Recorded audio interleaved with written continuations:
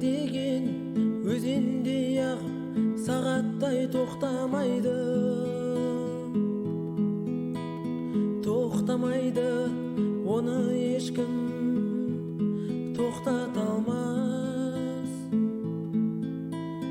Өмір деген сынақ екен.